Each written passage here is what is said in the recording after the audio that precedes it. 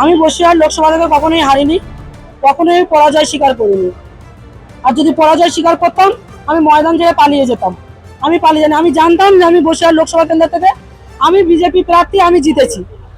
এটা যে যাই বলুক, তৃণমূলের অনেক চাঙ্গপাঙ্গ আছে, তারা বলবেন, কিন্তু আমার কারোর কথা আমার বেঁচে আমি কান দেই না। আপনারাও ভালো করে জানেন, যদি কান দিতাম অনেক কিছুই হতো। আমি কান দেই না। আমি একটা জিনিসকে বিশ্বাস করি, নিজের চোখ আর নিজের কানে শোনাটা।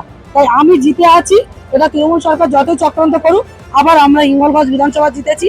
এটা একসাথে দুটো লোকসভা জেতার আনন্দে একটা পার্টি, আর হিঙ্গলগঞ্জ বিধানসভা জেতার একটা পার্টি, এবং সাথে সাথে আমার সন্দেশখালীর একটা বিধানসভা জেতা পার্টি।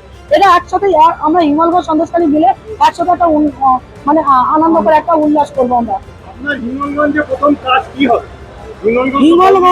হিঙ্গলগঞ্জের প্রথম কাজ হবে রেল লাইন। কেননা রেল লাইনটা আমাদের মূল উদ্দেশ্য। রেল লাইনের সাথে সাথে রাস্তা এবং ব্রিজ, এই দুটো জিনিস আমাদের চলে আসছে। তারপরে শুদ্ধ পানীয় জল, সুস্থ পানীয় জলের সাথে সাথে স্বাস্থ্য, শিক্ষা, এবং আমাদের যে নদী বাঁধের যে দেখেছেন আপনারা, কংক্রিট বাঁধ হওয়ার কথা ছিল, হয়নি।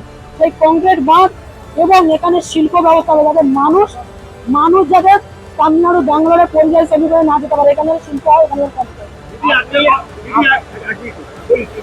একটা কথা বলুন, যেখানে অনেক জায়গায় দেখা যাচ্ছে গন্ডগোল, আপনারাই বলেছিলেন, প্রধানমন্ত্রীও বলেছে, সবাই বলেছে যে জেতার পরে কোনো গন্ডগোল হবে না, কিন্তু দেখা যাচ্ছে অনেক জায়গায় গন্ডগোল হচ্ছে। আপনি কি বলবেন?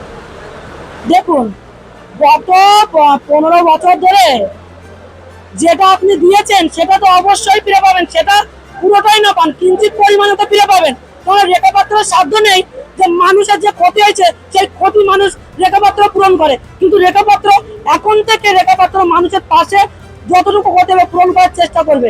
কিন্তু এই তৃণমূল সরকার যে ক্ষতি করেছে সেই ক্ষতি পূরণ করার রেখাপাত্রের সাধ্য নেই, কারণ এটা রেখাপাত্র মানে দায়িত্বের বাইরে। আর তার জন্য শুনুন, তার জন্য মানুষ যেটা করার করবে, কিন্তু আমি মানুষকে বুঝিয়েছি মানুষ করবে না, কিন্তু কিছুটা হলেও তো তৃণমূলকে বক্ষণ করতে হবে, এইটুকু বলবো। আমি এর বেশি কিছু বলবো না। অবশ্যই বদলা হবে, বদল হয়েছে, বদলাও হবে। আর আপনি জয়লাভ করেছেন, এর আগে দেখা যাচ্ছে মহিলাদের জন্য আপনি লড়াই করেছিলেন, মহিলাদের জন্য আপনার বিজেপি কি বার্তা থাকবে? দেখুন, মহিলাদের জন্য আমি একটাই কথা বলবো, যে আমি একা মহিলা নই এই পশ্চিমবঙ্গে। আমি একা মহিলা নই, কিংবা মমতা বন্দ্যোপাধ্যায় একা মহিলা নন। যে মহিলা মুখ্যমন্ত্রী হয়েও আজকে আমাদের ভোট দিয়ে একজন মহিলা মুখ্যমন্ত্রী বানিয়ে, তার থেকে আমরা কোনো রকম কোনো পরিষেবা পেলাম না, এবং আমাদের সাথ পেলাম না সেই মুখ্যমন্ত্রী। কিন্তু আমি বলবো, ওই মুখ্যমন্ত্রী আলাদা একটা প্ল্যাটফর্ম থেকে উঠে এসেছিলেন, ওই জন্য বিশেষ এক সম্প্রদায়কে বিশ্বাস করেছিলেন। আমি প্রত্যেকটা সম্প্রদায়কে বিশ্বাস করি। যেমন আমি আমার সনাতন হিন্দু ধর্মকে বিশ্বাস করি, তেমন আমি মুসলিম ধর্ম, জৈন, খ্রিস্টান প্রত্যেকটা ধর্মকে বিশ্বাস করি। কারণ মানুষ ধর্ম বড় ধর্ম, মানুষ যেটা করে সেটাই সব থেকে শেষ কথা হয়। এখানে মানুষ ছাড়া অন্য কিছু হয় না। আর যেটা বলছেন মা বোনেদের জন্য, আমি এখনো বলবো যে আমাদের বিজেপি সরকার এসেছে বলে যে আপনাদের সাথে আমরা অব্যবহার করবো কি খারাপ ব্যবহার করবো তা নয়। আপনারা যেটুকু করেছেন, হয়তো আমি না, কিন্তু অন্য কারো ক্ষতি করেছেন, সে ক্ষতির কিছুটা হলে তো আপনারা গুণগারি গুনতে হবে। সেটা আমার সাধ্য নেই গুণগারি গুণার। আপনি ক্ষতিপূরণ করেছেন, আপনি ক্ষতিপূরণ দেবেন, সেটা আপনার ব্যাপার, আপনাদের ম্যাটার, আপনারা মিটার। কিন্তু এখন থেকে আমার এই বিজেপি পার্টির কোনো বিষয় রেখাপাত্র, প্রত্যেকটা বিষয় রেখাপাত্র নিজের দায়িত্ব নিয়ে দেখবে। আপনি বলছেন যে বদলা হবে, কিরকম বদলার কথা বলছেন? বদলা তো হবে। তৃণমূল সরকার ঘরের থেকে মেয়েদেরকে তুলে নিয়ে গেছে, বাইক দিতে তুলে নিয়ে গেছে, পিঠে বানাতে নিয়ে গেছে, ঘরের মা বোনেদের সুন্দরী দেখে পার্টি অফিসে আটকে রেখেছে। বদলা হবে না? বদল হয়েছে, বদলা হবে।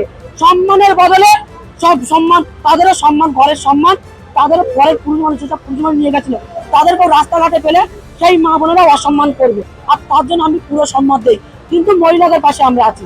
সে যদি তৃণমূলের বড় বড় নেতার ঘরে হয় না কেন, আমরা সেই মহিলার পাশে আছি। কারণ মহিলাদের সম্মান হাটে বাজারে কিনতে পাওয়া যায়। সবই তো ভালো লাগবে, আমরা রাজ্যে ক্ষমতায় এসেছি, আর তার সাথে সাথে আমাদের সন্দেশখালী, সেখানেও আমরা সেই সিটটা জিতেছি। আমি নয়, সেখানকার মা বোনেরা যে আন্দোলন করেছেন তাদের জয় হয়েছে, ন্যায়ের জয় হয়েছে, সত্যের জয় হয়েছে।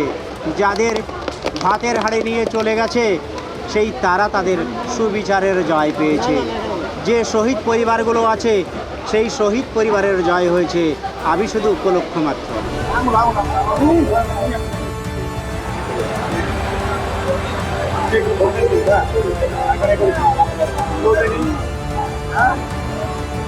আমাদের ভিডিও ভালো লাগলে লাইক এবং শেয়ার করুন। কমেন্ট সেকশনে গিয়ে জানান আপনাদের মতামত। আরও ভিডিও পেতে আমাদের চ্যানেল সাবস্ক্রাইব করুন এবং প্রতি মুহূর্তে খবরের আপডেট পেতে প্রেস করুন বেল আইকন।